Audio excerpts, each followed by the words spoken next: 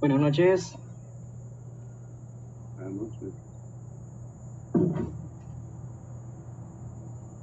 Bienvenidos esta noche a este webinar de cirugía titulado Adenocarcinoma gástrico por Helicobacter pylori y gastrectomía como tratamiento quirúrgico. Nosotros somos el grupo número 2 de cirugía, los eracitos, y tenemos el placer de contar con nuestro asesor, el doctor Alfredo Matos, quien nos va a acompañar en el webinar en la noche de hoy. Así que, sin más, vamos a dar inicio al webinar de esta noche. Solo para confirmar que ya estamos grabando, ¿me confirmas, Álvaro?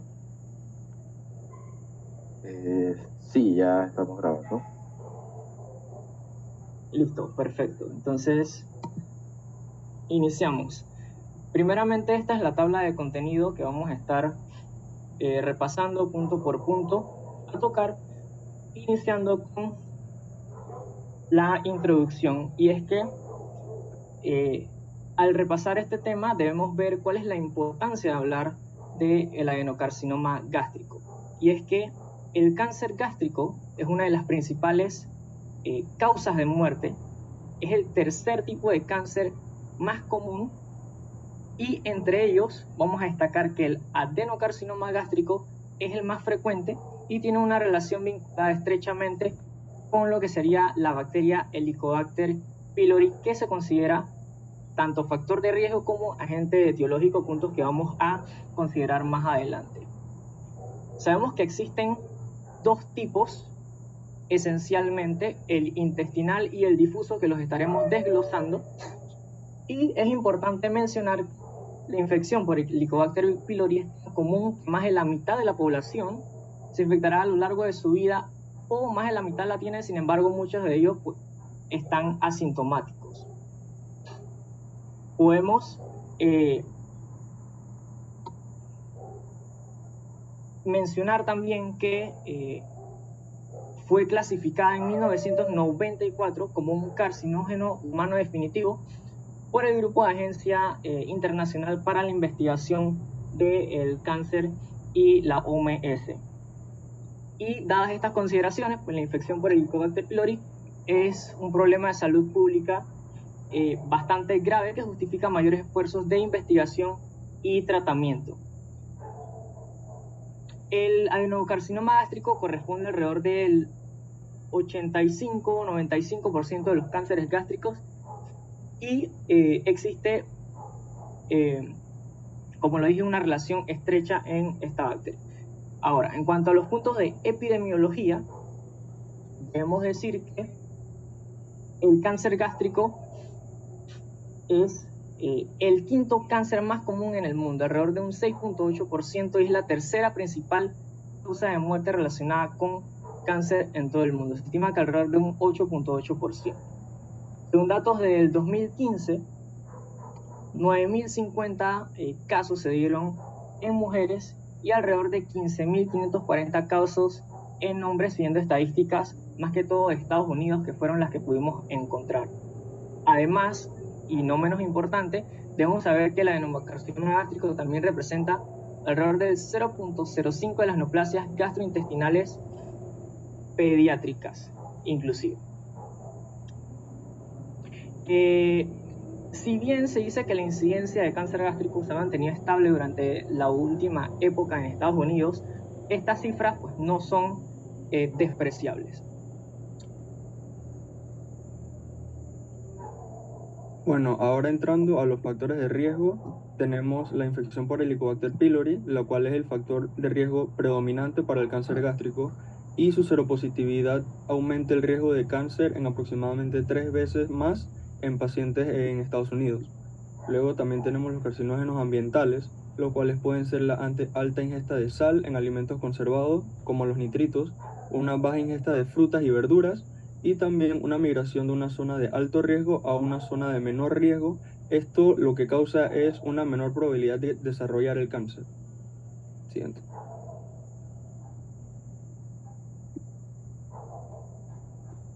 Luego tenemos lo que es la gastritis, Y la incidencia de cáncer gástrico y la gastritis atrófica aumenta en cuanto a la edad. La gastritis crónica se asocia con metaplasia intestinal y displasia de la mucosa. Y estas características histológicas se observan a menudo en la mucosa adyacente al cáncer gástrico. También la gastritis asociada a una anemia perniciosa, en la cual está presente en el 3% de las personas mayores a 60 años. Cuando los pacientes ya tienen 5 años de evolución con anemia perniciosa, tienen el doble de riesgo para padecer cáncer gástrico.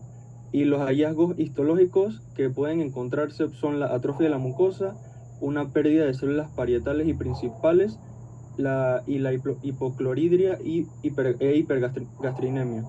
Luego tenemos la metaplasia intestinal, también las lesiones premalignas. Y en cuanto a la metaplasia intestinal, pueden ser la presencia de glándulas intestinales dentro de la mucosa gástrica, que también está asociado con gastritis y cáncer gástrico, pero en cuanto a esta no hay evidencia que demuestre una progresión directa de metaplasia hacia el cáncer.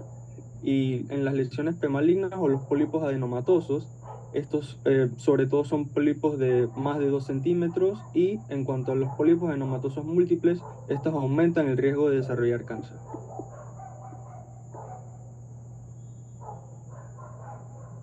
Bien, el Helicobacter pylori como agente etiológico. A pesar de que la etiología del cáncer gástrico es multifactorial, dentro de su etiología está la infección por Helicobacter pylori, el cual ha sido catalogado como carcinógeno del adenocarcinoma de tipo intestinal para los humanos. Se trata de una bacteria gram negativa, la cual se adquiere principalmente durante la infancia. Para que se desarrolle un ambiente broncogénico se necesita de 3 componentes principalmente. Uno, el huésped susceptible, un ambiente gástrico favorable y una cepa bacteriana virulenta. Entre estos 3 componentes que acabo de mencionar, el más relevante es la respuesta inmune producida por el huésped y su respectiva inflamación crónica, que posteriormente va a llevar al daño del ADN, el aumento de la formación de citoquinas proinflamatorias, el aumento del recambio celular y la disminución de la apoptosis. Siguiente.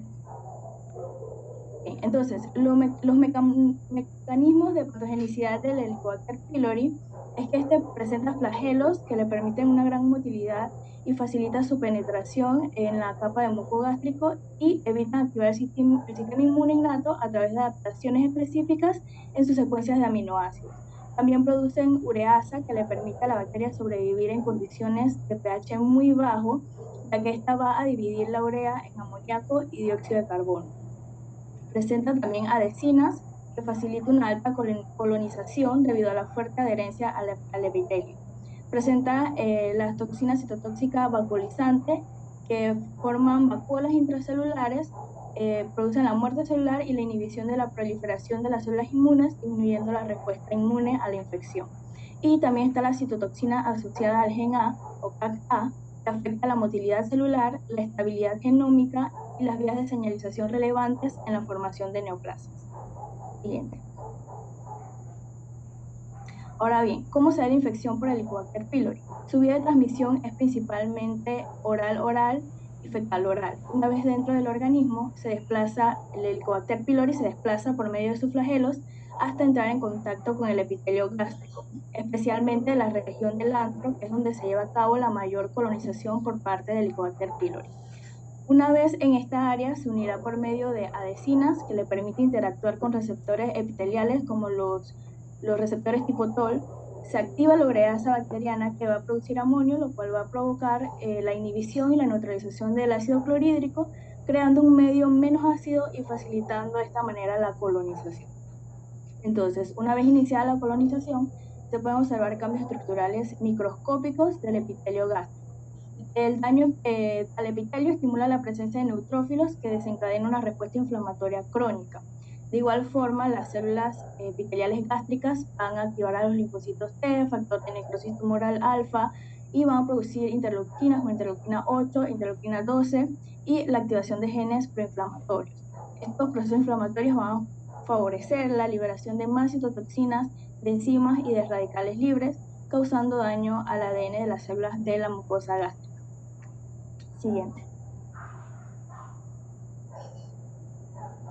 Siguiente.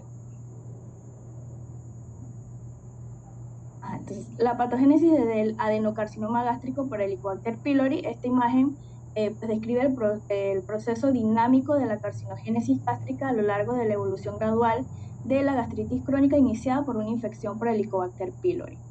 Entonces, la infección por Helicobacter pylori va a causar una gastritis crónica que se asocia a la generación de especies reactivas de oxígeno y metabolitos de óxido nítrico y una reducción de los niveles de vitamina C antioxidante.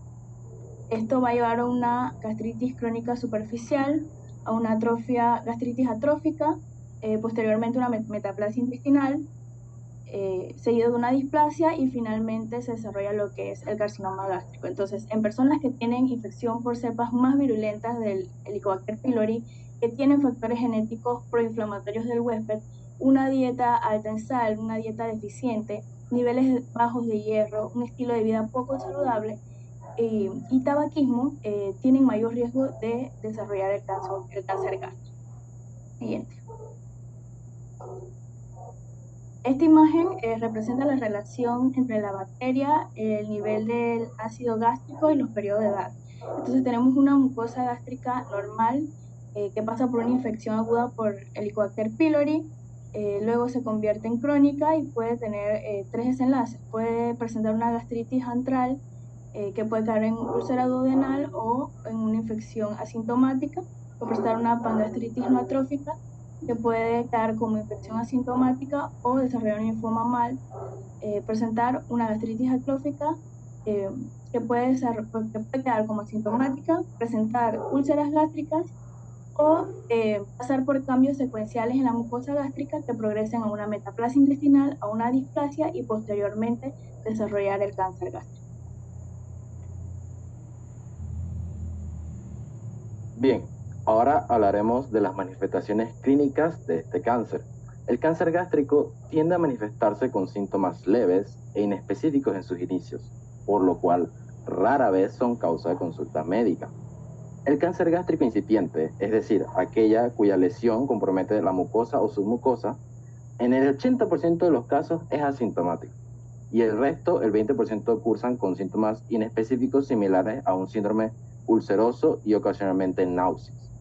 Anorexia, también está la dispepsia, la saciedad precoz, y entre los síntomas más alarmantes son lo que es la hemorragia digestiva alta o la pérdida de peso significativa, el 5% en 4 semanas, que se presenta en menos del 2% de los pacientes. En el cáncer gástrico avanzado, presenta dolores abdominales, se suma lo que sería la anemia, disfagia, hemorragia digestiva, astenia y adinamia. La diseminación de este cáncer gástrico ocurre preferentemente al hígado y el peritoneo, dando síntomas específicos como una masa abdominal palpable en hipocondrio derecho o una hepatomegalia neoplásica e incluso la ascitis. Siguiente. Entre los signos, bueno, tenemos aquí la tumoración palpable, tumor primario, metástasis hepáticas u ováricas, tenemos lo que sería la ascitis, tenemos las adenopatías periféricas palpables, tenemos en la esquina superior izquierda el ganglio supraclavículo izquierdo o el de Virchow, tenemos lo que le sigue el ganglio periumbilical y luego el ganglio axilar izquierdo o también conocido como Irish. Siguiente. Ok, entre los síndromes paraneoplásicos, que bueno, hablando de referente a estos, son un grupo de síntomas que se pueden presentar cuando las sustancias liberadas por algunas células cancerosas perturban lo que sea el funcionamiento normal de las células y tejidos cercanos. Por ejemplo, tenemos la tromboflebitis migratoria, tenemos la acantosis nigra, como ven en la imagen, la queratosis seborreica, la dermatomiositis e incluso la anemia hemolítica. Siguiente. Ok, el diagnóstico. La mayoría de las veces, como este tipo de adenocarcinoma gástrico es asintomático, cuando está en etapas tempranas, es donde debe tratar de realizarse el diagnóstico para poder manejar de una manera más adecuada al paciente y darle una mejor esperanza de vida. En países con poblaciones de alto riesgo, como lo que son Corea y Japón, principalmente porque ahí predomina lo que sería la infección por el Helicobacter pylori, los programas de tamizaje mejoraron lo que sea el diagnóstico temprano y la supervivencia de estos pacientes. Para confirmar el diagnóstico, la prueba o el gold standard es la endoscopía con biopsia. El diagnóstico debe realizarse a partir de múltiples biopsias endoscópicas para garantizar una representación adecuada del tumor. La ecografía endoscópica es la técnica preferida para definir la profundidad de la invasión de la pared gástrica. Entonces se pueden realizar otras pruebas para el estadiaje de este cáncer. Como tenemos aquí en el cuadro, tenemos la FBC, que es Full Blood Count, que básicamente es como un hemograma, donde evaluamos la anemia por deficiencia de hierro. Tenemos la prueba de función renal y hepática, que bueno, como el nombre lo dice, es la prueba que evalúa la función normal del hígado y del riñón para así tomar adecuadas acciones terapéuticas para el paciente. Tenemos la endoscopia y biopsia, como dije anteriormente, es el gold standard, que nos permite obtener muestras de este tejido para el diagnóstico, la clasificación histológica y la clasificación mediante los biomarcadores moleculares presentes en este tipo de tejido. Tenemos también el CAT de tórax sumado con abdomen y pelvis, el cual nos permite obtener la clasificación del tumor de acuerdo a su estadiaje para detectar linfadenopatías locales o distantes y la enfermedad metastásica. Tenemos el EUS, que dice ahí, que es ultrasonido endoscópico, que nos permite hacer una evaluación acertada del estadiaje TNM de los tumores potencialmente operables. Ok, la escala TNM o la clasificación TNM significa T, tumor, N, nódulo, M, metástasis. La T describiendo el tamaño del tumor, N describiendo si hay células cancerosas en ganglios linfáticos, y la M, bueno, si hubo metástasis o diseminación del cáncer a otras partes del cuerpo. Tenemos la laparoscopía más el lavado peritoneal. La laparoscopía más el lavado peritoneal, que nos permite excluir la enfermedad metastásica oculta, es decir, aquel tipo de cáncer primario desconocido o un tumor primario oculto en el cual no se situó correctamente el sitio de origen de este cáncer. Entonces esto puede involucrar tanto el peritoneo o el diafragma. Tenemos el PET scan, que nos permite mejorar la detección del cáncer metastásico oculto en algunos casos, y la evaluación del estado nutricional del paciente para detectar posibles, importantes déficits en la dieta y nutrición en ambos estados, tanto local o avanzado de la enfermedad.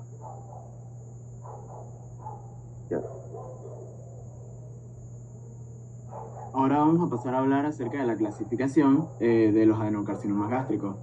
Primero vamos a hablar acerca de la clasificación histopatológica y generalmente se utiliza o se habla más sobre estas dos, que son la de Lauren, que clásicamente fue la más utilizada, y la de la OMS en el 2010, que es la actualmente más recomendada para su utilización.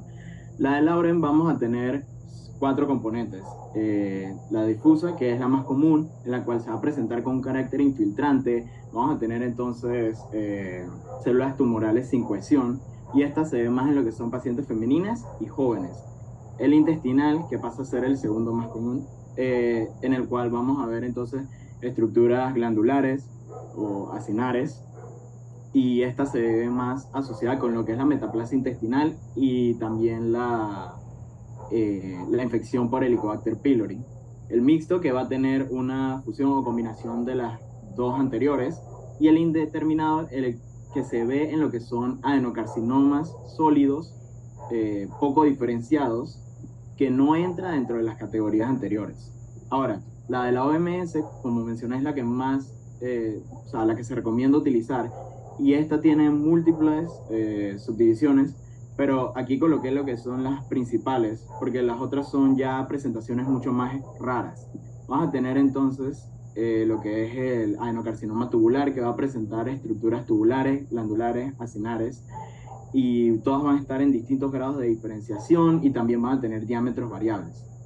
Tenemos también el adenocarcinoma papilar, que va a tener proyecciones epiteliales digitiformes, con forma de dedos o papilas, y este se presenta en pacientes de edad avanzada. También se ve más la asociación con lo que son las metástasis hepáticas y también la afección de los ganglios linfáticos. Luego vamos a pasar con los adenocarcinomas mucinosos, que por definición deben tener depósitos de mucina en más del 50% de lo que es la toma de biopsia, o sea, a la histopatología. Y este representa en verdad un 10% de los adenocarcinomas, entonces vamos viendo que ya son un poco más raros. Y lo que son los carcinomas en células de anillos u otros tumores no cohesivos, ya estos van a tener microtrabéculas, van a ser mucho más infiltrantes, más agresivos, y estos van a tener generalmente una superficie muy deprimida o ulcerada. Siguiente. Aquí a la izquierda podemos ver una imagen, una biopsia de un adenocarcinoma tubular. Se puede ver las glándulas tubulares en lo que es la patología normal del gástrica. Y a la derecha observamos entonces, en donde están las flechas negras señalando, esas son células en anillo de sello, y se puede ver lo que es el núcleo excéntrico hipercrómico justo por debajo de lo que es el epitelio gástrico. Siguiente. Y por último, la clasificación macroscópica que más se utiliza según la literatura es la de Borman. Esta entonces va a dividir en 4 tipos de tumores de adenocarcinomas gástricos. Siendo el primero el polipoide, segundo el fúngico, el tercero la neoplasia infiltrante ulcerante, y ya por último, entonces en el cuarto tenemos la neoplasia infiltrante no ulcerante. Todas estas van a tener sus distintos grados de afectación con distintas poblaciones y tal, pero por definición la más grave sería el tipo 4, porque se presenta un carácter mucho más infiltrativo, y también lo que son las metástasis. Siguiente. Bien, existen varias opciones para el tratamiento quirúrgico del adenocarcinoma gástrico, que van a depender, claro, de la situación que se presente y que presente el paciente. Estas vendrían siendo la resección endoscópica de la lesión, la gastrectomía polar superior, gastrectomía proximal, gastrectomía con preservación de píloro, la gastrectomía subtotal o también conocida como gastrectomía parcial, y la gastrectomía total.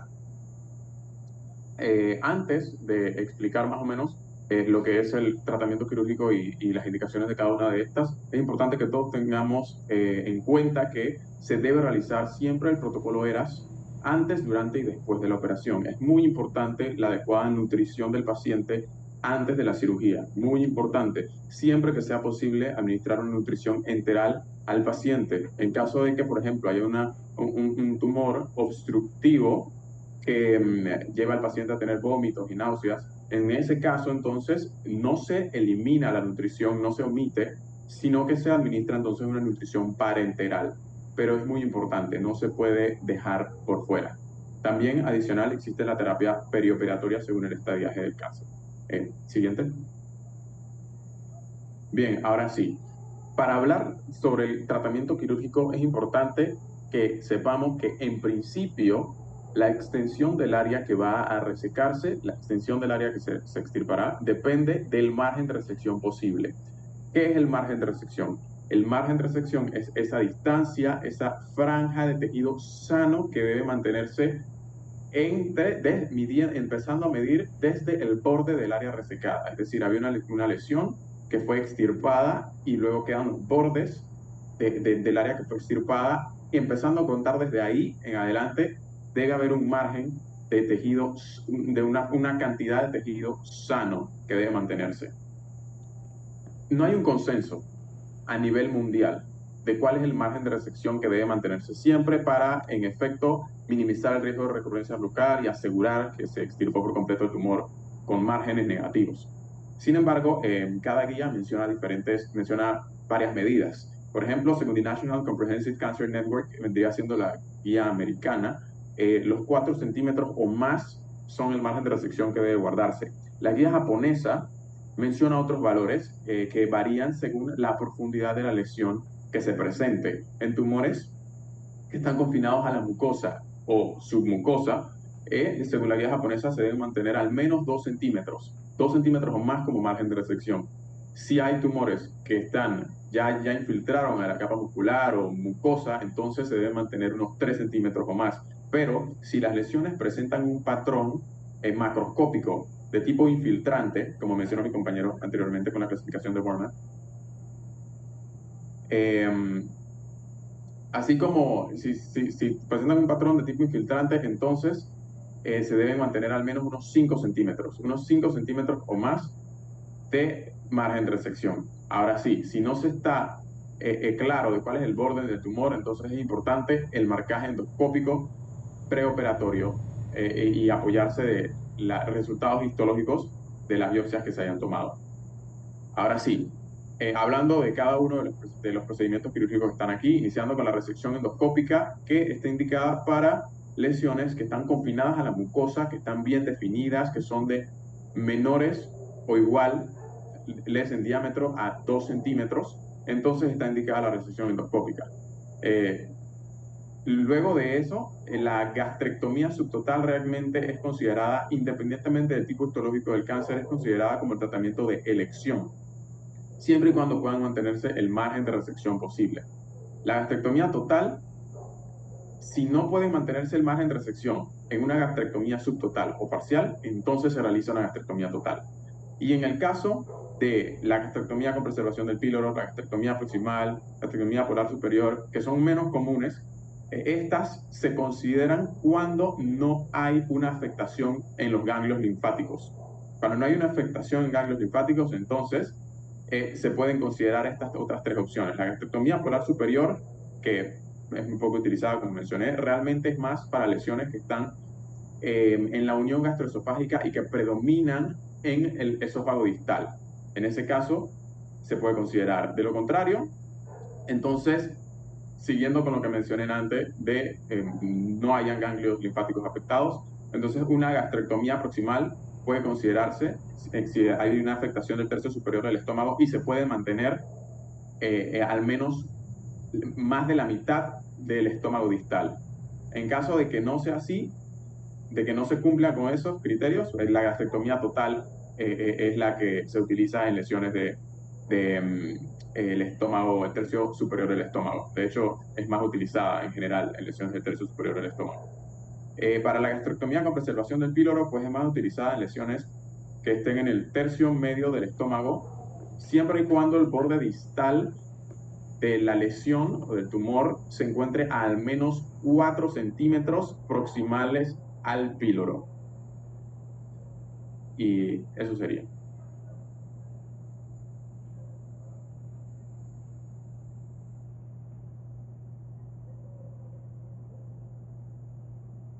Bueno, para continuar, los métodos de reconstrucción. Está el BIRROT 1, que es la creación de una anastomosis entre el duodeno y el remanente gástrico, que sería una gastroduodenostomía. Y esta es más susceptible a la obstrucción de salida gástrica a través de las úlceras marginales y así como de tumores, y por lo tanto no es preferida después de una resección gástrica por malignidad. El BIRROT 2 es la creación de una anastomosis entre el yeyuno y el remanente gástrico, y es preferida en lugar del BIRROT 1. Y el RUXEN-Y, que es una creación de dos anastomosis, una entre el yeyuno y el remanente gástrico y otra entre el duodeno y el yeyuno, formando una forma de Y. No hay diferencias significativas en la pérdida de sangre intraoperatoria o el tiempo para reanudar la ingesta oral o la estancia hospitalaria postoperatoria del paciente. Pero los pacientes que se les realiza una reconstrucción del tipo RUXEN-Y presentan significativamente menos síntomas de reflujo y significativamente menos gastritis y esofagititis por reflujo. Por ende, se puede decir que los pacientes con una reconstrucción tipo RUXEN-Y tienen una mejor calidad de vida en comparación a los pacientes que se le hacen BIRROT 1 o 2. Siguiente. Bueno, para explicar brevemente el procedimiento quirúrgico, obviamente al momento de abrir al paciente no podemos encontrar con cualquier sorpresa, pero los pasos a seguir serían los siguientes. Primero, el epipor mayor, como se ve en la imagen de la izquierda, se separa del mesocolón transverso.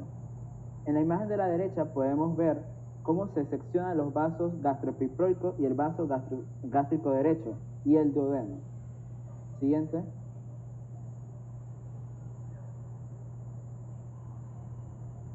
Siguiente.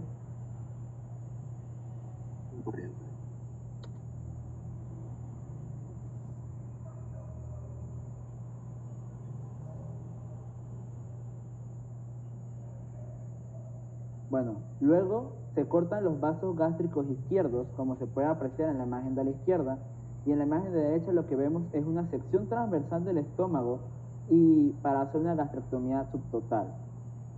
Siguiente.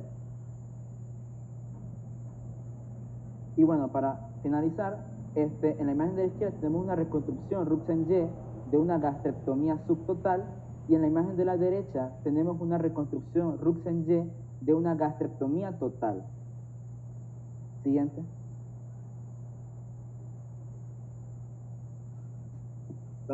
Las gastrectomías, como cualquier otro procedimiento, pueden presentar complicaciones, mismas que se clasifican en intraoperatorias y posoperatorias.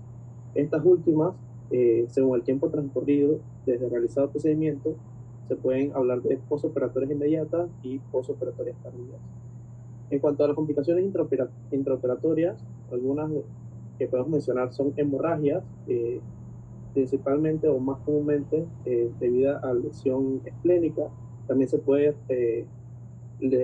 hacer una lesión de la vía biliar, y mucho menos frecuente una ligadura del conducto pancreático accesorio de Santorini.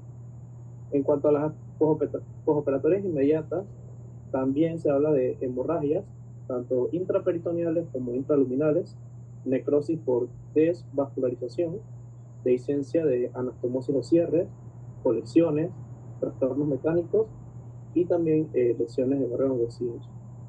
En cuanto a las posoperatorias tardías, se menciona el síndrome de vaciado gástrico rápido, síndrome de dumping, gastritis por reflujo alcalino, síndrome de asa aferente, éstasis de la Y de Roux, diarrea, pérdida de peso, anemia, principalmente anemia ferropénica, osteopenia, osteoporosis y también cáncer del riñón gástrico. Siguiente.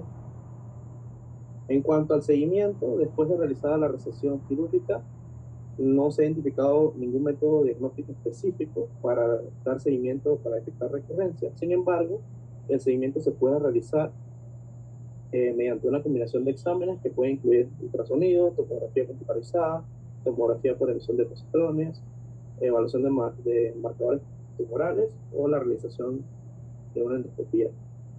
Siguiente. Como mencionó mi compañero, una de las conductas a tomar para el correcto seguimiento del paciente es la evaluación de los marcadores tumorales. Entonces, los marcadores tumorales más utilizados en el cáncer gástrico son el CEA, el K19.9 y el K72.4. De estos tres, el K72.4 parece ser el más sensible y el específico, mientras que el CEA y el CA19.9 se comportan de una manera similar. Ninguno de ellos demuestra tener una utilidad en lo que es el cribado ni el diagnóstico precoz. El K72.4 suele ser superior en cuanto al factor pronóstico, y en general los autores sugieren la utilización conjunta de dos marcadores con la finalidad de incrementar la sensibilidad diagnóstica. Entonces, el K19.9 es utilizado más comúnmente como un biomarcador en el cáncer gástrico, permitiendo la predicción de la recurrencia cuando se utiliza en combinación con otros marcadores tumorales.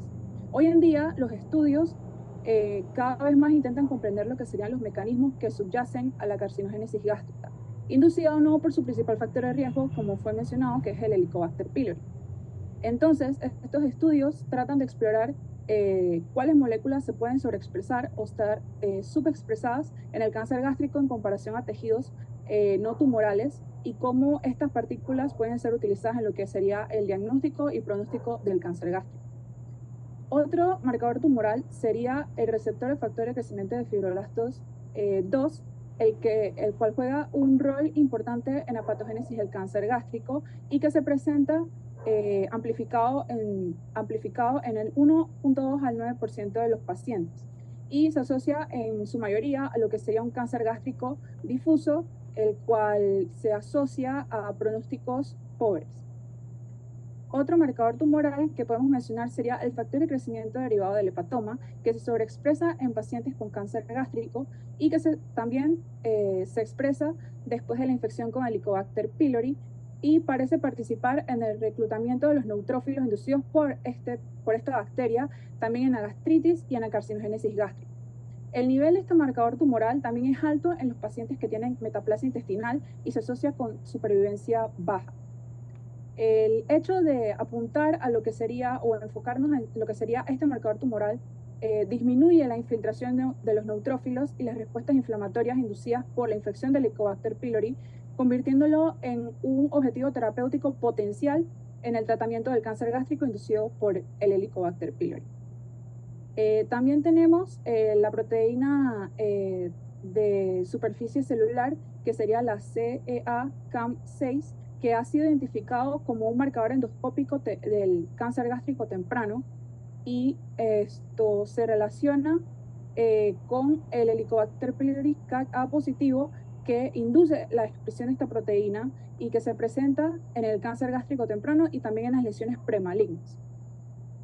Otro marcador tumoral que podemos mencionar sería el DNA tumoral circulante, que se origina de tumores primarios o metástasis y que permite un diagnóstico más específico de los pacientes, así como la evaluación de la respuesta terapéutica. Este se puede detectar en el torrente sanguíneo y puede ser un marcador de enfermedad residual si se detecta después de una terapia definitiva.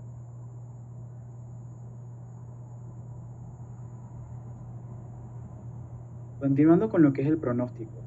Interpretación. Realmente lo que queremos dejar claro es que los números que presentamos son diversos ensayos, diversa información que se encuentra en la literatura científica, a que representa a grandes rasgos lo que es el pronóstico. Sin embargo, cabe destacar que la interpretación de este varía persona a persona, puesto que hay factores pronósticos propios del tumor, propios del paciente y propios del tratamiento. Además, quiero hacer énfasis en que la cirugía de resección total de la tumoración y las áreas ganglionares afectadas son la única terapia con el potencial curativo. Sin embargo, uno de los factores que más incide en el pronóstico del paciente es en el momento que se le hace el diagnóstico. Debido a que es un diagnóstico que se hace en un periodo temprano, en una etapa temprana, la sobrevida a los 5 años es muy alta, puede ascender hasta un 90%. Sin embargo, un pronóstico que se hace en un estadio tardío, la sobrevida puede ser tan cercana a 5% como 30%. La tasa relativa de supervivencia a los 5 años para un cáncer gástrico localizado es del 75%, para un cáncer gástrico regional es de un 35% y para un cáncer gástrico metastásico es de un 7%.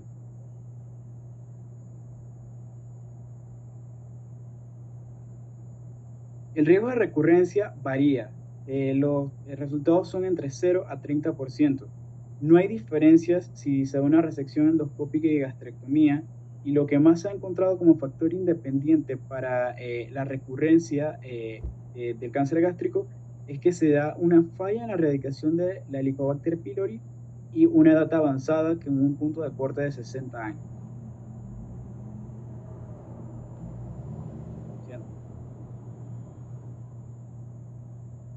Y por último, para llevar a casa, el grupo quiere recargar que el cáncer gástrico es una neoplasia que representa una de las principales causas de muerte, y el principal tipo de este es el adenocarcinoma. Si bien el Helicobacter pylori es un factor de riesgo importante para el desarrollo, es una patología multifactorial, como pudimos ver, y hay múltiples cosas que inciden sobre el propio Helicobacter pylori. El Helicobacter pylori requiere un huésped susceptible, cepas bacterianas virulentas y un medio gástrico favorable para ejercer los cambios preneoplásicos secuenciales y promueve el desarrollo de un adenocarcinoma gástrico. Nuevamente, el tratamiento quirúrgico es el único tratamiento curativo para el adenocarcinoma gástrico. Y los pacientes que se realiza una reconstrucción en tipo Y de Rux presentan una mejor calidad de vida que los pacientes a los que se le hace una curación de Billroth 2.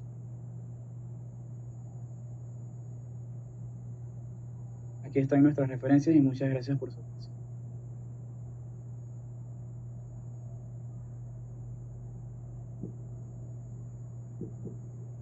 Ok. ¿Algún comentario o participación del resto que están conectados, que no hablaron o que no son del grupo? ¿Le gustaría agregar algo, preguntar algo, opinar algo? No sé.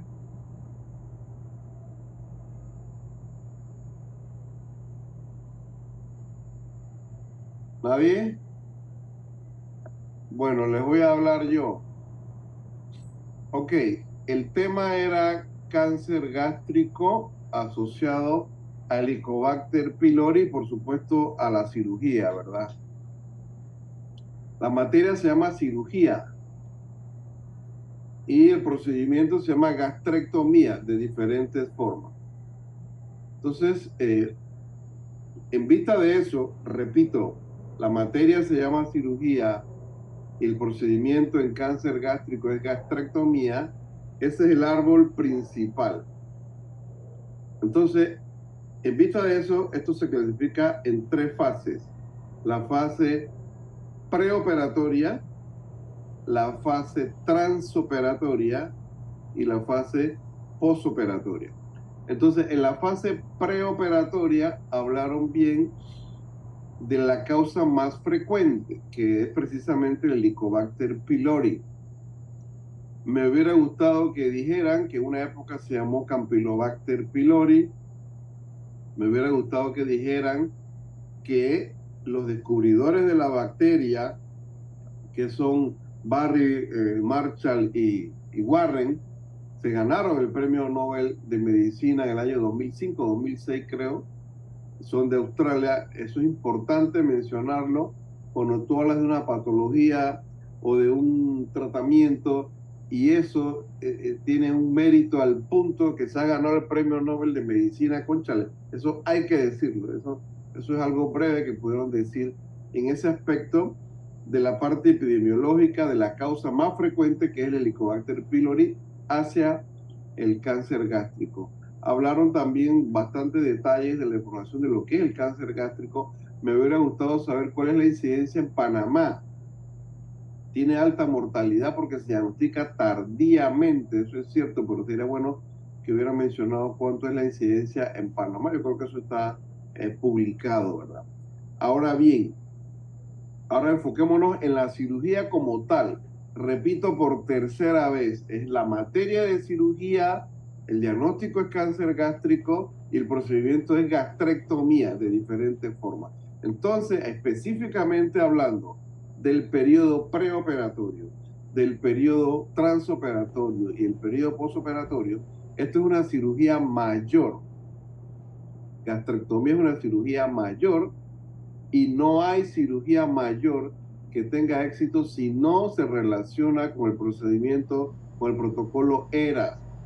Yo creo que ni siquiera mencionaron la palabra ERAS, solo mencionaron la palabra nutrición al inicio, pero hay muchas cosas que hacer en el preoperatorio del paciente que va a una cirugía mayor, en este caso gastrectomía, dejar de fumar.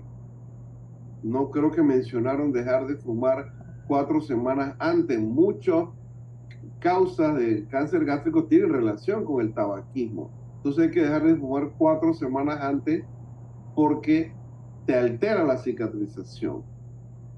Acuérdense de eso. Todo lo que tiene que ver con la parte preoperatoria, la parte psicológica. Acuérdense de prehabilitación, que son 3 aspectos. La parte nutricional, que la mencionaron, pero debió ser más profunda del punto de vista de inmunonutrición. Yo necesito dar al paciente glutamina, arginina, para lograr una buena cicatrización de la cirugía, de la anastomosis que voy a hacer. La primera parte de prehabilitación es nutrición, recuperar o mejorar la capacidad funcional. Y 3, la parte psicológica. Yo les he dicho varias veces, paciente que usted le dice que tiene diagnóstico de cáncer, ese paciente se le acaba el mundo, no coopera con las otras 2 acciones del programa de prehabilitación. Y la cuarta, pues obviamente dejar de fumar 4 semanas antes, que ya mencionamos. Entonces, esa preparación preoperatoria es necesaria, es importante. Repito y no me cansaré de repetir, cirugía mayor es un link con protocolo ERA, y tristemente en Panamá eso se hace muy, muy poco.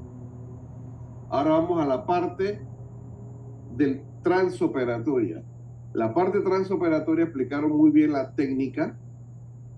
La técnica, hay varias técnicas.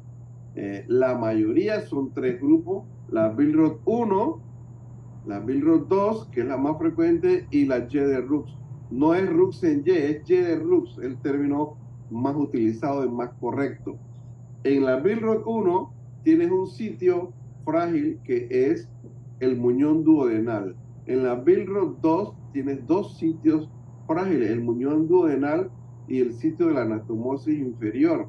Y en la Y de Rux tienes tres sitios frágiles. Eso no va a cicatrizar si el paciente no está bien nutrido antes de la cirugía. Acuérdense, paciente malnutrido, severo, se omite la cirugía, eso hay que decirlo, y eso no lo hacen, y por eso tenemos tantas complicaciones en Panamá. Hay que omitir la cirugía, hay que nutrir al paciente 7 a 14 días, y después se hace la cirugía, repito nuevamente, con inmunonutrición. Pero estando ya en el transoperatorio, volvemos al transoperatorio, entonces recuerden todo lo que hay que hacer. Manejo con pocos líquidos. Los pacientes son encharcados de líquidos durante la cirugía por el anestesiólogo. La mayoría, no todos, salen con exceso de líquido durante la cirugía y eso edematiza las anastomosis y es otro factor más para que haya dehiscencia de las anastomosis. La parte de riesgo de trombosis venosa profunda, hay que utilizar compresión neumática durante la cirugía también para disminuir el riesgo que se formen trombos durante la cirugía. Posoperatorio lo mismo protocolo era, nada de drenaje de rutina, nada de sondas nasogástricas de rutina, quitar la sonda Foley inmediatamente al día siguiente, que el paciente se maneje con analgesia epidural, bloqueo epidural entre T6 y T9. O sea, la lista de aspectos de protocolo que había que haber mencionado en el preoperatorio, en el transoperatorio y en el posoperatorio no lo hicieron. Se los dije en la preparación. Inicio precoz de la nutrición, de la inmunonutrición también. Yo creo que presentaron muy bien la técnica quirúrgica, lo repito, y los aspectos relacionados a la cirugía como tal. Hablaron de las complicaciones, pero hay otras complicaciones que también pueden ocurrir: neumonía, infección de la herida, dehiscencia de las anastomosis que ya les mencioné. Todo eso se puede ir reduciendo con protocolo ERAS. El temor a la trombosis venosa profunda. Esos pacientes hay que darle profilaxis con heparinas de bajo peso molecular. Acuérdense que estamos hablando de una patología maligna que favorece el riesgo de trombosis. Esto ocurre en gente que tiene 70, 80 años tal vez, y a partir de los 50 años ya aumenta el riesgo de trombosis venosa y embolia pulmonar solo con la edad. Y 3, la cirugía mayor. Son 3 aspectos que aumentan mucho el riesgo de que el paciente desarrolle trombosis venosa profunda. Entonces el paciente se opera muy bien, se hace un seguimiento muy bien, como lo han mencionado en el posoperatorio, se va a casa sin profilaxis de trombosis venosa profunda, allá desarrolla la trombosis venosa, un coágulo se le va al pulmón, dificultad respiratoria y te regresa al cuarto de urgencias con una embolia pulmonar masiva que tristemente puede morir en casa, en el cuarto de urgencia o en el hospital. Entonces, en resumen, yo hubiera querido que presentaran, insisto, más temas de ERAS en el preoperatorio, en el transoperatorio y en el posoperatorio. Y en verdad esto es lo que ocurre en Panamá, ¿no? O sea, las cirugías mayores en Panamá, el cirujano, el anestesiólogo no se preocupa por el protocolo ERAS. Tiene que cumplir 10 aspectos y solo cumple 2. Y después no saben por qué se les complica los pacientes, y es por eso.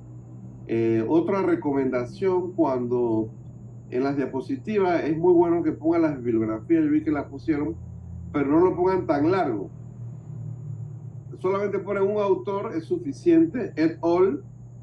No tienes que poner el nombre del artículo, a menos que sea un artículo, el título sea muy valioso.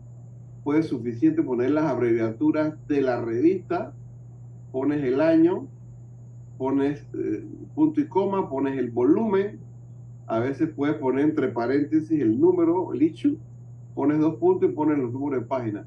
y con eso basta para poner la referencia. No tienen que poner un texto tan largo de 8 autores, del título del artículo, de la revista, encima agregan el DOI. Entonces eso es muy largo. Se pone así breve y en la esquina derecha de la diapositiva, y así es suficiente.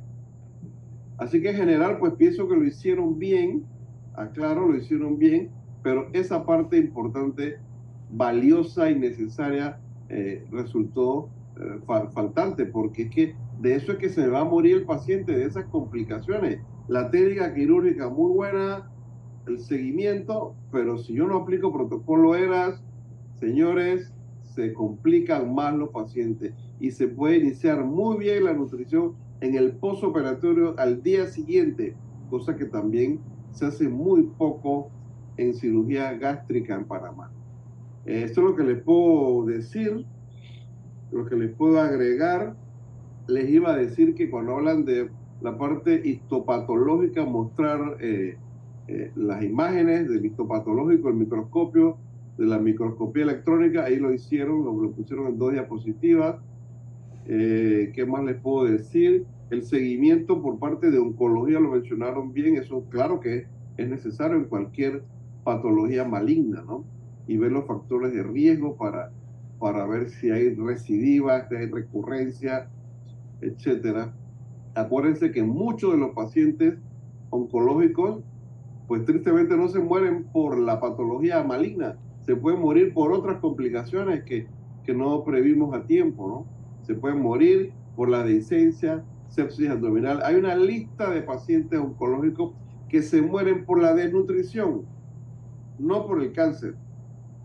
Tal vez un 20 o un 25% se mueren por la desnutrición, no por el cáncer. Y si encima de eso tienes una dehiscencia de la anastomosis, hay una catástrofe abdominal, sepsis abdominal, se mueren de shock séptico y no por el cáncer. Entonces de nada me va a valer dominar todos los marcadores de malignidad si el paciente se me va a morir antes porque estaba malnutrido y lo operé de todas maneras estando malnutrido, o tuve dehiscencias de anastomosis, ¿verdad? Eso es lo que les puedo decir. Si quieren comentar algo más o conversemos algo más, con mucho gusto, ¿no? La idea es colaborar con ustedes y ayudarlos. Ustedes no son médicos, ustedes se pueden equivocar, y equivóquense todo lo que puedan con el ánimo de aprender, porque después que tengan el título, que se gradúan, que es por pronto, ya nadie les va a aceptar que se equivoquen. Entonces equivóquense todo lo que puedan para lograr aprender. Esa es la meta. Para eso, los que son estudiantes, no se sientan mal de ninguna manera. El esfuerzo ha valido la pena, y para adelante, y seguimos para adelante, ¿no? ¿Ok? Si quieren comentar algo, preguntar, con mucho gusto, ¿eh? No, bueno, sí, de verdad que gracias por las recomendaciones. Creo que